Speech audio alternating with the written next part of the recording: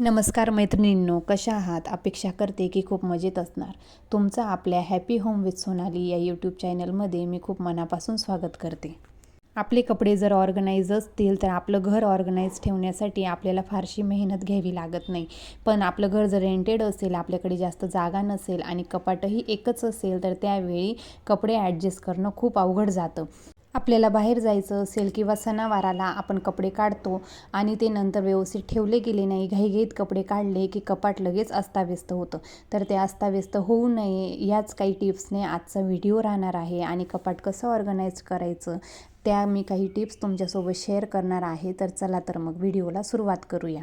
आधी मी हँगर टांगून साड्या टांगलेल्या होत्या, पण हँगरची उंची ही जास्त असल्यामुळे काय होत होतं की साड्या ह्या खाली होत होत्या आणि वरची जागाही वाया जात होती. पण नवीन हँगर्स अजून आणलेले नाही आहे साडी हँगर, मग त्याच्यामुळे आता मी वेगळ्या पद्धतीने साड्या रचणार आहे. मी आधी सगळं वॉर्डरोब म्हणजे कपाट रिकामं करून घेतलं, त्यामध्ये मी आता साड्या रचणार आहे. सगळ्यात आधी काय करा की कपाट जो आपल्याला कबडचा जो भाग रचायचा आहे एका याच्याने सुरुवात करा. सगळं कपाट पूर्ण एकाच वेळी रिकामं करून घेऊ नका, कारण की पूर्ण सगळ्या साड्यांच्या घड्या घालणंही खूप अवघड जातं. प्रत्येक साडी घडी करून ठेवणं, प्रत्येक कपडे घडी करून ठेवणं, काही कपड्यांना इस्त्री नसतील तर ते व्यवस्थित करून ठेवणं वेळ लागतो. त्यामुळे एक एक ड्रॉप आवरायला घ्या. सगळ्यात आधी मी हा साडींचा ड्रॉप आवरायला घेते. ते सगळ्यात आधी मी रिकामं करून घेतलं, साड्यांच्या व्यवस्थित घड्या घालून घेतल्या. आणि मी कसं करते, ह्या माझ्या सगळ्या साड्या ह्या घरात यूज करायच्या साड्या आहेत. ज्याही फंक्शनच्या साड्या आहेत लग्नाला किंवा बाहेर कार्यक्रमाला मी घालते, किंवा ज्या हेवी आहेत आणि ज्या डेली यूज आपण करतच नाही अशा साड्या मी वेगळ्या ठिकाणी ठेवलेल्या आहेत. तर त्याचा व्हिडिओ मी नंतर बनवेल. ह्या सगळ्या घरात घालायच्या साड्या आहे, पण मी कसं केलं की कॉटनच्या साड्या ह्या एका साईडला रचल्या आणि ज्या सिल्कच्या साड्या आहे त्यांची छोटी घडी करून बाजूला ठेवल्या. तुम्ही व्हिडिओमध्ये व्यवस्थित बघू शकता. त्याने कोणतीही साडी केव्हाही काढली तरी ते अस्ताव्यस्त होत नाही. हे मी ट्रायसुद्धा करून बघितलं, याच्या आधीही मी तसं केलेलं आहे. तर आता मी खालचं हे आवरायला घेते, कपाटाचा खालचा भाग आवरायला घेते. तोही मी रिकामा करून घेतलेला आहे आणि पुसून घेत आहे स्वच्छ पद्धतीने. सगळे ऑर्गनायझर्स हे माझे कार्डबोर्डपासून बनलेले आहेत. हे माझ्याकडे काही रेडीमेड ब्लाऊज आहेत जे मी ऑनलाईन मागवलेले आहेत. त्याच्या लिंक्स हव्या असतील तर तुम्ही मला कमेंटमध्ये किंवा डिस्क्रिप्शनमध्ये चेक करा, मी लिंक दिलेल्या राहतील. तर हे सगळे ऑनलाईन घेतलेले ब्लाउजेस आहे. सगळ्या कार्डबोर्डला मी काय करत असते की घरातील एखादा चांगला कपडा मी चिपकवून घेत असते आणि तो कार्डबोर्ड रेडी करून घेते. जेही मी रेडी केलेले ऑर्गनायझर्स आहेत ते गेल्या 5 वर्षापासून मी यूज करते, पण त्यांना काहीही झालेलं नाही आहे. तर परकर ठेवण्यासाठी मी खास असा बॉक्स कापून घेतलेला आहे. त्याची हालत थोडी खराब झाली, जरा इग्नोर करा. पण सध्या दुसरा बॉक्स नव्हता, मी असं कापून घेतलं आणि जे कलर्स मला खूप दिवसांनंतर म्हणजे व्हाईट कलर झालं ते मी खाली ठेवलेले आहेत, कारण की ते मला डेली लागतच नाही अशा पद्धतीने. आणि माझे परकरही इस्त्री केलेले होते, सगळे व्यवस्थित रचून घेतले. आता मी कोणताही केव्हाही काढला तरी खालचे परकर हे पडणार नाहीत किंवा त्यांची घडी विस्कळीत होणार नाही. हे माझे सगळे रेडीमेड ब्लाऊजेस आहेत. मी साड्या खूप कमी घालते तरीसुद्धा बघा माझ्याकडे किती रेडीमेड ब्लाऊज आहेत. तर तेही कसे ऑर्गनाईज करायचे. कपाटात कोणतंच महागडं ऑर्गनायझर यूज केलेलं नाही आहे. सगळे कार्डबोर्डचे बॉक्सेस आहेत, त्याला मी एक कपडा चिपकवला आहे आणि सगळ्या ब्लाऊजांची व्यवस्थित घडी घालून एकसारखे ठेवून घेतले आणि मस्त ऑर्गनाईज होऊन जाता. एक कोणतंही ब्लाऊज काढलं तर दुसरे ब्लाऊज हे अस्ताव्यस्त होत नाही. आता खालचा बॉक्स मी आवरायला घेते. कपाटाची जी सगळ्यात खालची साईड असते त्या ठिकाणी आपण आपलं स्वतःचं सामान ठेवायचं, कारण की कसं असतं की आपण आहे ना कधीही खालच्या ठिकाणाहून वस्तू काढल्या की आपण अस्ताव्यस्त करत नाही. तसंच घरातील दुसऱ्या एखाद्या मेंबरला जर आपण ती जागा दिली तर तो काय करतो की खाली वाकायचा त्याला कंटाळा येतो. मग एकदा वस्तू काढली की तो पुन्हा ती व्यवस्थित ठेवत नाही. आणि घरात आम्ही फक्त 4च जण आहोत, 2 मुलं आणि आम्ही 2 जण, म्हणून मग एका साईडला सगळे माझे कपडे ऑर्गनाईज केलेले आहे. त्यामुळे आता ज्या माझ्या डेली यूजच्या पर्स नाही आहेत त्या मी फक्त कधी बाहेर गेल्यावरतीच यूज करते, त्या मी ह्या बॉक्समध्ये ठेवत आहे. तर आपल्या पर्सचा आकार जसा तसा चांगला राहण्यासाठी मी त्यामध्ये न्यूजपेपरचा उपयोग केला, किंवा आपण त्याच पर्समध्ये दुसरी छोटी पर्स ठेवलीसुद्धा तरीसुद्धा चालणार आहे. मग ह्या बॉक्समध्ये मी सगळ्या माझ्या पर्स रचून घेत आहे. आणि ह्या ज्या गिफ्ट पिशव्या आहेत, ह्या दिवाळीला मिळालेल्या होत्या यांच्या कंपनीतून, त्या मी सांभाळून ठेवलेल्या आहेत. कारण की कसं की आपल्या घरी कोणी आलं, आपण त्यांची ओटी वगैरे भरली तरीसुद्धा आपल्याला त्या द्यायला कामी पडतात. किंवा आपल्या मुलांच्या फ्रेंडचा कोणाचा बड्डे असला की आपण त्याच्यातसुद्धा गिफ्ट घालून देऊ शकतो. म्हणून कोणतीच गोष्ट ही फेकण्याआधी 2 वेळेस विचार करायचा की आपल्याला ही नंतर यूज होणार आहे का नाही. हे साडीवरती यूज करणारं पाऊच आहे, तेही भरपूर वेळा मोबाईल ठेवण्यासाठी उपयोगात पडतं.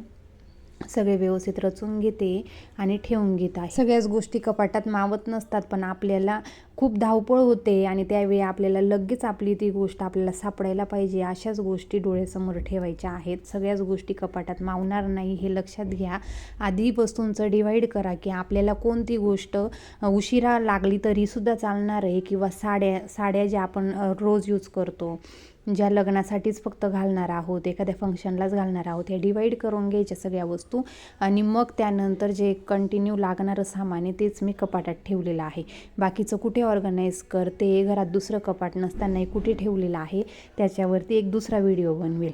आज फक्त कपाट कसं ऑर्गनाईज करायचं ते. हे माझे काही डेली यूजचे कपडे आहेत, किंवा काही कपडे जे मी कधी खूप दिवसांनी घालते ते कपडे मी इथे ठेवत आहे. आणि साईडला रियान्सच्या थंडीमुळे कॅप ठेवत आहे.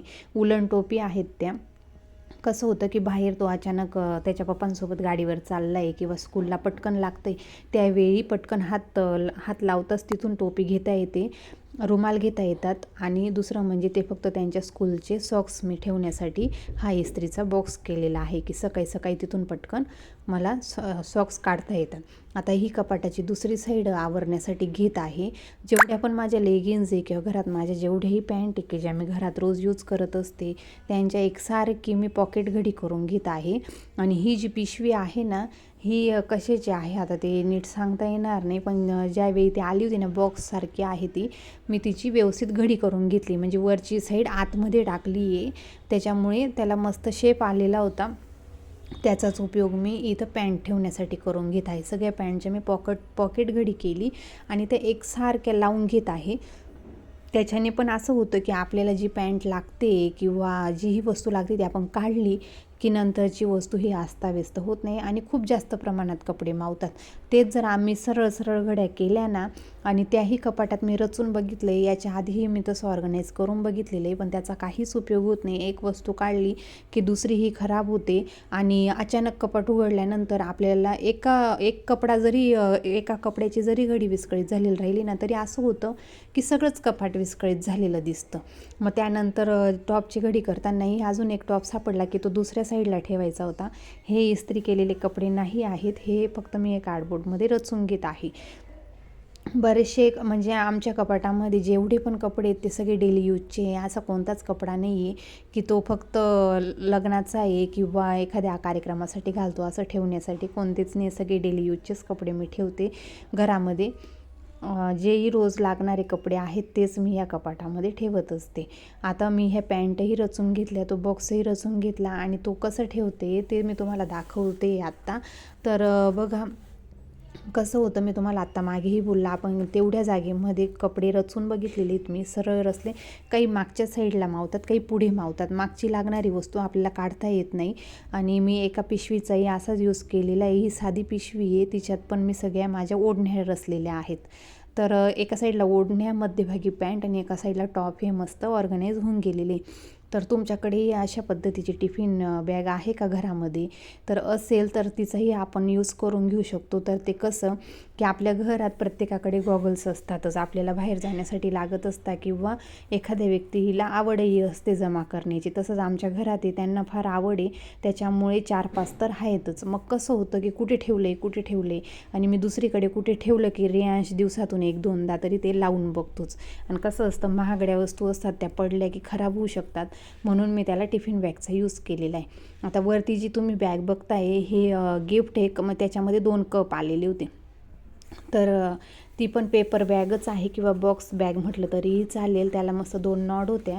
मी जिथे आपण हँगर टांगत असतो त्या ठिकाणी ती बॅग अटकवून दिली आणि त्याच्यामध्ये फक्त माझ्या मिस्टरांचे सॉक्स ठेवलेले. तर त्याच्याने काय होतं की ते सकाळी मला आवाज देत नाही. तिथून अलगद सॉक्स त्यांचे लवकर निघून जातात. डेली यूजचे कपडे इस्त्रीला गेलेले म्हणून त्यांचं कपाट आता ऑर्गनाईज नाही केलं तरीसुद्धा चालणारी गोष्ट आहे.